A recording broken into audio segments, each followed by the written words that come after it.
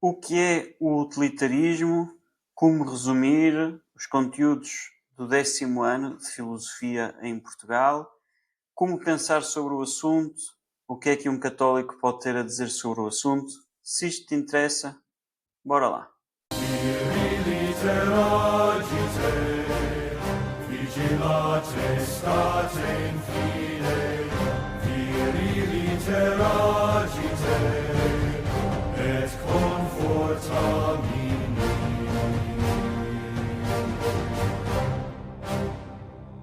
Stabat Mater dolorosa, juxta crucem lacrimosa, nunc pendebat filius, per transivit gladius. Viri literagite, vigilate state in fide, viri literagite, et confortabili.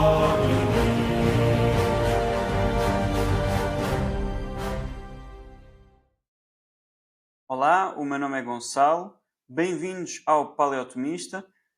Se queres ajudar o podcast, podes pôr gosto, subscrever, partilhar, ativar o sininho para receberes as notificações. Tudo isto são maneiras completamente gratuitas de ajudares a levar o pensamento de São Tomás de Aquino a mais pessoas. E hoje continuamos a nossa série do secundário ao primário, em que analisamos os conteúdos do programa de filosofia do ensino secundário em Portugal.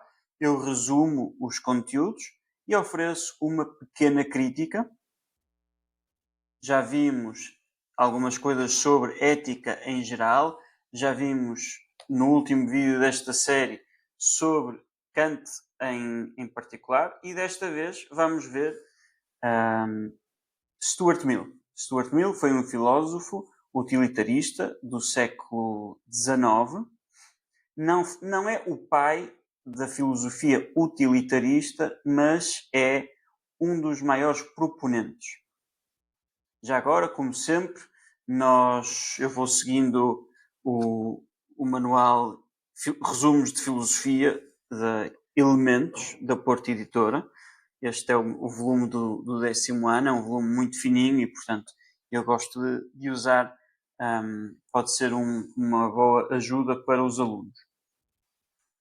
Bem, então, o utilitarismo é uma corrente filosófica dentro da ética, ou filosofia moral, que propõe avaliar a moralidade das ações consoante as suas consequências. Às vezes nós falamos de éticas deontológicas por oposição a éticas teleológicas, sendo que telos em grego significa fim, mas isso não está muito correto. Ou seja, em particular não é muito correto dizer que o utilitarismo é uma ética teleológica. Se um aluno puser isso no exame, vai estar certo. Mas, usando o sentido tradicional, ou clássico de teleologia, não é isso que está em questão. A ética de Stuart Mill, a ética utilitarista, não tem em conta a finalidade das ações. Para Aristóteles, telos era a finalidade natural da ação. Portanto, a finalidade natural da ação sexual é a reprodução da espécie. Para o Stuart Mill, no utilitarismo é a utilidade. É isso que interessa. E, portanto, se não causar dor, mas causar prazer, essa ação é perfeitamente moral. Já numa visão propriamente teleológica, se a ação é feita contra o seu telos, a sua finalidade natural, então essa ação seria imoral. Ou seja, usamos aqui o termo teleologia, mas significa coisas de facto bastante diferentes. Chamamos a isto propriamente uma ética às vezes consequencialista, ou seja, está preocupada com as consequências da ação, mas a finalidade da ação e a consequência da ação são coisas diferentes.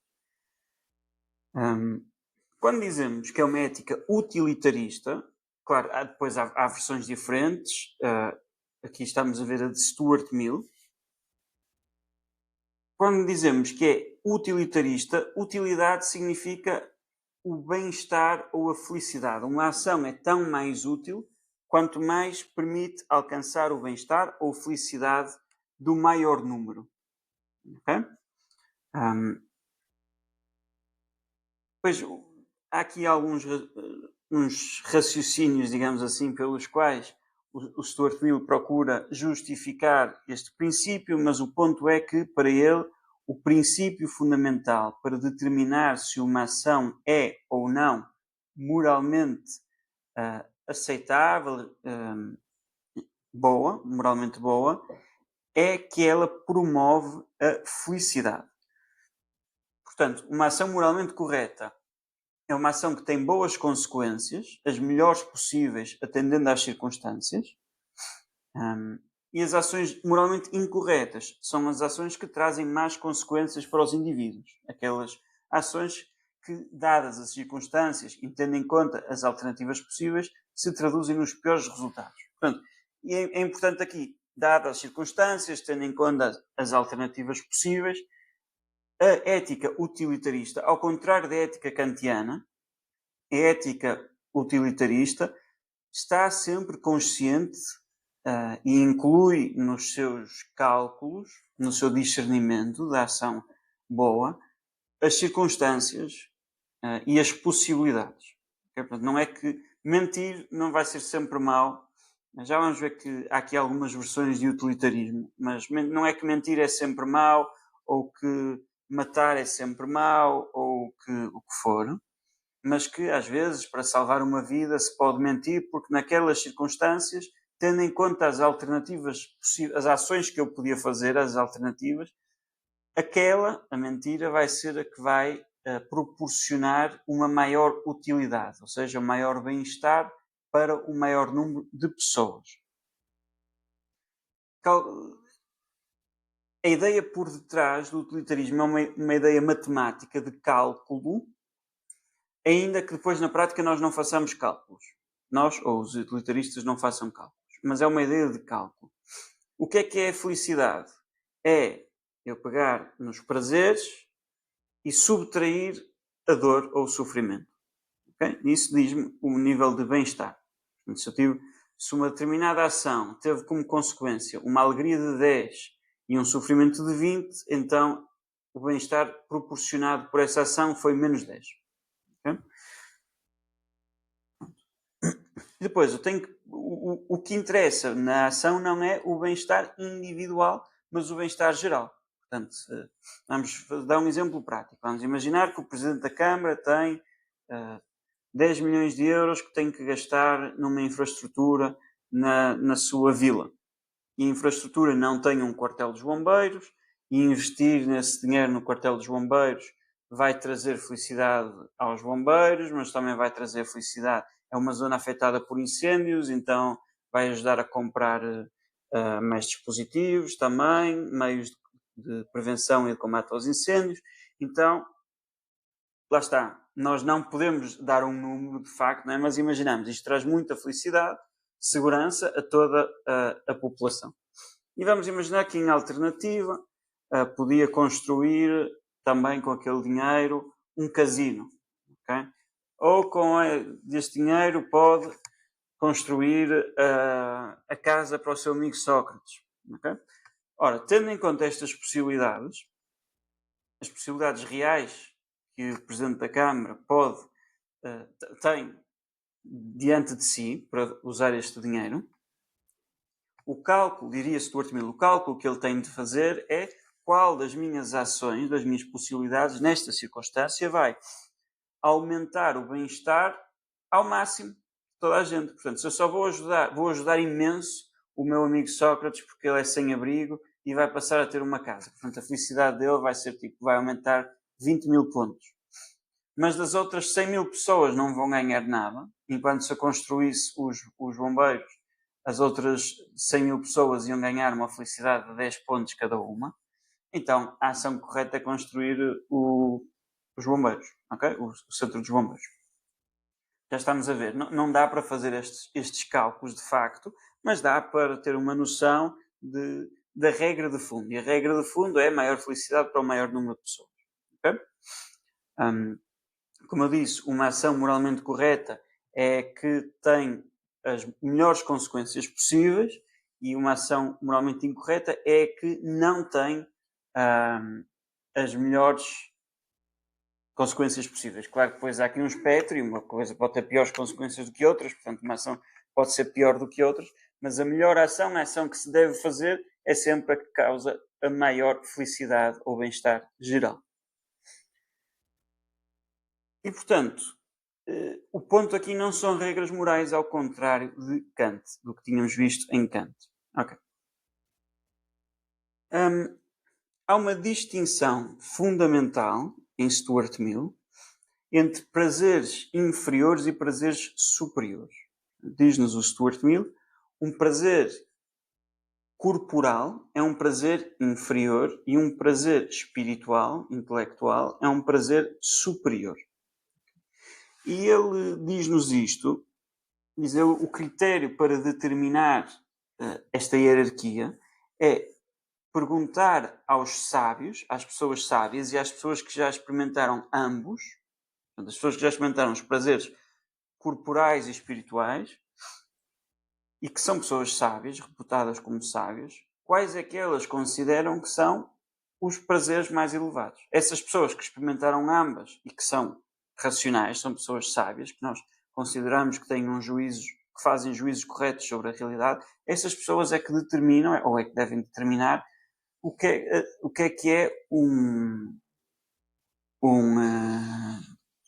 estou a dizer, um prazer superior ou um prazer inferior.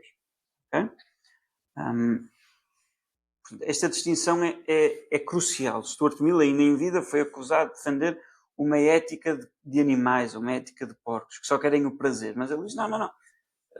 Os animais têm os seus prazeres, mas nós somos homens, portanto, há coisas que nos dão uma felicidade mais elevada. E isso entra no cálculo. Okay? Portanto, isso é um ponto aqui. Outro ponto é uma distinção entre uma ética, tudo dentro da ética utilitarista, mas um utilitarismo de regras e um utilitarismo de ações. Há aqui alguma divergência. E até é possível argumentar que Stuart Mill tem uma ética de regras. Essa é a minha opinião. E não um utilitarismo de ações. Desculpa. Qual é que é a diferença? Num utilitarismo de ações, que foi o que na verdade eu estive a descrever até agora, nós aplicamos o cálculo de felicidade. Portanto, esta ação vai afetar X pessoas e vai trazer felicidade, tal felicidade, pouca, muita, bastante, até algum número, vai trazer infelicidade a outras, fazemos aqui um cálculo hipotético. Para cada ação que eu faço, isso é um utilitarismo de ações, e portanto não há regras, ponto final. Isto é bastante pouco prático, porque significa que eu, antes de fazer qualquer ação, como agente moral, devo fazer muitos cálculos. E portanto, o próprio Stuart Mill foi acusado, então nunca se vai agir.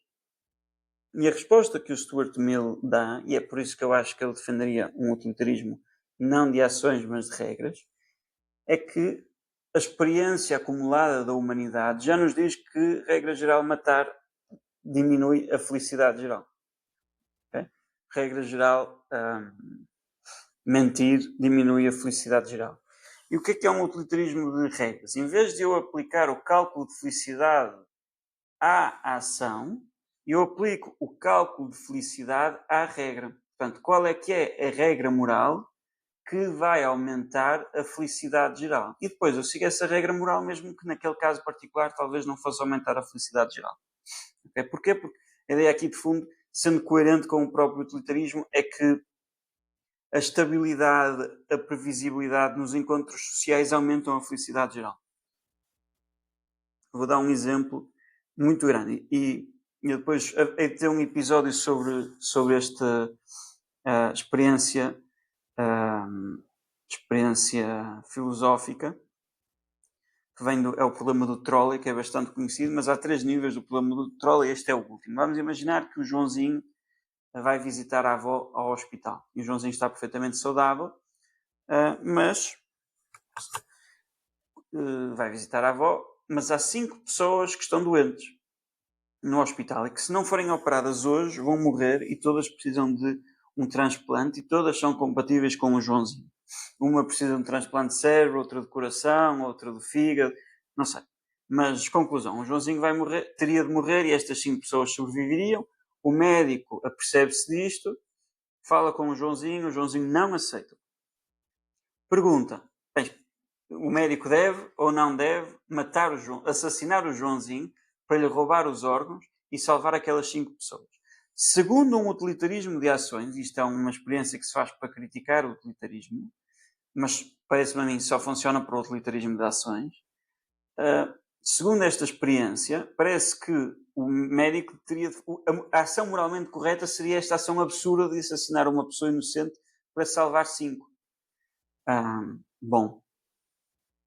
Mas num utilitarismo de regras, nós podemos dizer, não, essa ação, embora aquelas 5 pessoas vá causar mais felicidade, não é? Portanto, vamos tirar a vida a menos 100 pontos de felicidade, mas vamos dar a vida a 5, portanto, dá 100 vezes 5, 500 pontos de felicidade.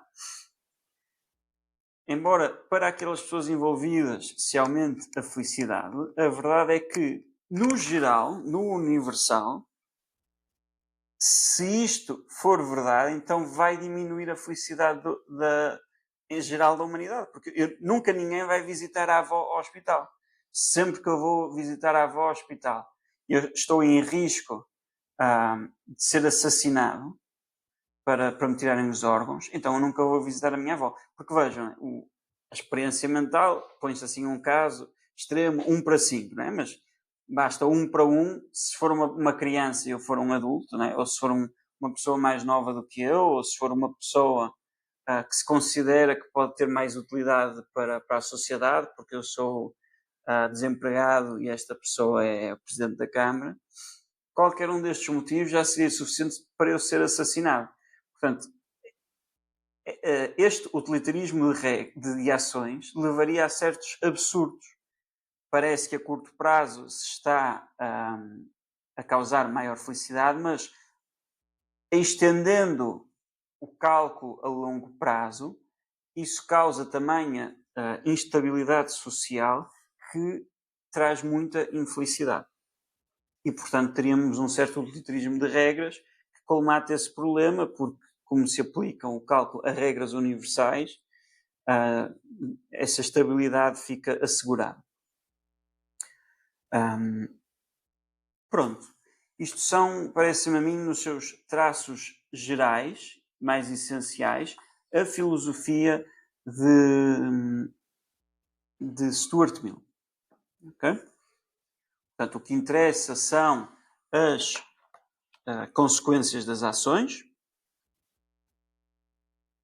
Essas consequências medem-se segundo o critério da utilidade, o princípio de utilidade, o princípio de felicidade. Maior felicidade para o maior número possível. É preciso distinguir entre prazeres superiores e prazeres inferiores. E também não utilitarismo de ações, em que o cálculo se aplica às ações, e um utilitarismo de regras, no qual este cálculo se aplica às regras. Agora, eu quero partilhar convosco algumas críticas a este sistema, mas antes disso parece-me justo dizer algumas vantagens. E antes disso, pedir que ponham gosto, subscrevam, partilhem, nos ajudem a chegar a mais pessoas. Eu sou de uma opinião que eu sei que é controversa, ou acho que é controversa entre católicos, de que eu prefiro o sistema utilitarista ao sistema kantiano, deontológico. Claro, eu rejeito ambos em favor de uma ética das virtudes, de uma filosofia da lei natural, que haveremos de explorar em próximos episódios. Mas se eu tivesse que escolher, como aluno do secundário é obrigado a escolher entre a ética deontológica e a ética utilitarista, eu preferia a ética utilitarista. Agora, com este caveat, como se diz em inglês, que na verdade é francês, acho eu. Refiro-me ao utilitarismo de Stuart Mill, com estas distinções, com esta distinção entre prazeres inferiores e prazeres superiores determinados pelos sábios, com esta certa noção na tradição das coisas que até agora sempre se considerou que estas regras são erradas ou conduzem à infelicidade geral e estas outras à felicidade geral. E, portanto, também com esta ênfase num utilitarismo de regras. Não é este o utilitarismo que nós vemos na maioria dos casos. O utilitarismo claramente tem uma vantagem prática sobre a deontologia, que não significa que seja uma vantagem filosófica por si, que é muito mais fácil de aplicar. É muito mais fácil de tentar medir as consequências de uma ação do que perceber se ela na maioria dos casos, não é? É que assim, claro que depois nós fazemos sempre os extremos e vamos sempre pôr o caso em que eu vou matar 5 pessoas, não é? Como aquele do hospital. Agora, eu acho que como uma aproximação à ética das virtudes e à lei natural, eu acho que, ou seja, como uma aproximação, ou seja, na prática, na maioria das ações, parece-me que um são utilitarismo acerta mais vezes do que uma deontologia à la Kant. Pode haver outras que eu nem conheço, porque não é a minha área de investigação. Pode haver outras deontologias mais aproximadas, eu acredito que sim. Estou tendo em mente o Kant e o Stuart Mill, estes dois autores em concreto. E, portanto, eu tenho as minhas simpatias. Agora, claro, tem um grande problema, desde logo, que é a sua falta de fundamentação antropológica. Nós estamos a perguntar-nos o que é o bem e o que é o mal. E Stuart Mill dá um critério, é uma coisa típica em filósofos chamados analíticos, que embora não seja analítico, mas de vertente anglo-saxónica. É assim o common sense, né? O senso comum que nós gostamos de estar no Chesterton e tal, mas às vezes tem estes problemas. Quando ele dá uma resposta assim à partida para um problema que requer mais discernimento e mais investigação.